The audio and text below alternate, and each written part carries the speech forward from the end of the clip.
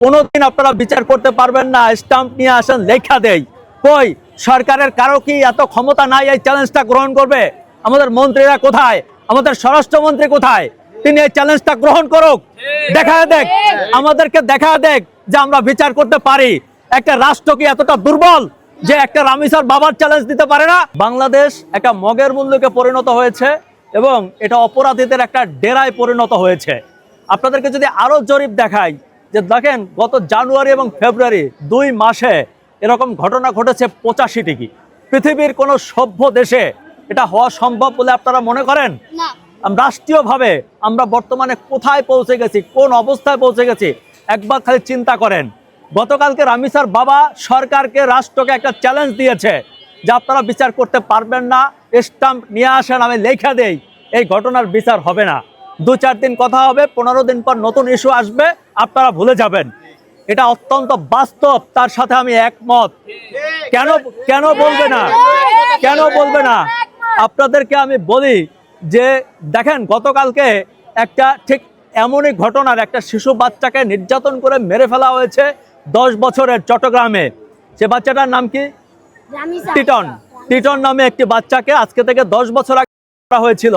গতকালকে 20 মে সেই মামলার রায় হয়েছে, মাত্র 10 বছরের কারাদণ্ড হয়েছে।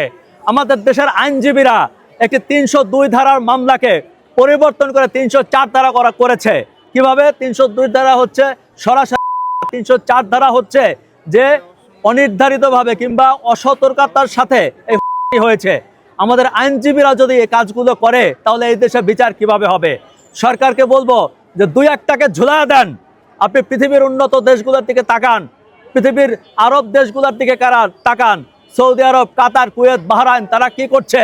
যারা নির্যাতন করছে, যারা বাংলাদেশে আমি চ্যালেঞ্জ করে গেলাম, একটা মানুষকে যদি প্রকাশ্যে ঝুলিয়ে দেওয়া হয় চিরতরে বন্ধ হয়ে যাবে। একটা উদাহরণও নাই, একটা উদাহরণও নাই আপনি দেখাতে পারবেন যে এই দেশে বিচার হয়েছে। আমি সরকারকে আমিও চ্যালেঞ্জ দিলাম যে রামিসার বাবা যে কথাটি বলেছে যে কোনোদিন আপনারা বিচার করতে পারবেন না, স্টাম্প নিয়ে আসেন লেখা দেই। কই সরকারের কারো কি এত ক্ষমতা নাই এই চ্যালেঞ্জটা গ্রহণ করবে? আমাদের মন্ত্রীরা কোথায়? আমাদের স্বরাষ্ট্রমন্ত্রী কোথায়? তিনি এই চ্যালেঞ্জটা গ্রহণ করুক, দেখা দেখ, আমাদেরকে দেখা দেখ যে আমরা বিচার করতে পারি। একটা রাষ্ট্র কি এতটা দুর্বল যে একটা রামিসার বাবার চ্যালেঞ্জ দিতে পারে না? রামিসার বাবা একজন ব্যক্তি, তার সন্তান হারিয়েছে, সে চ্যালেঞ্জ দিল। সরকার কতটা দুর্ভাগ্য যে সরকার সেই চ্যালেঞ্জ গ্রহণ করতে পারে না। লজ্জা লাগে না? আমাদের লজ্জা লাগা উচিত, লজ্জায় মরে যাওয়া উচিত।